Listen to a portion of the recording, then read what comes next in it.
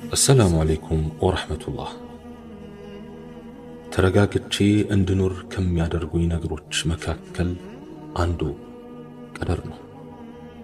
ዝም ብለን እንብሰከሰካለን እንጂ ዱንያ አላህ ከጻፋት ልክ አታልፍም። አላህ የጻፈልኝን ነገር ብጓጓለትም ባልጓጓለትም የትም አያመልጠኝም። ያልጻፈልኝ ነገር ብወጣ ብወርድም በኔ ድካም አይለወጥም።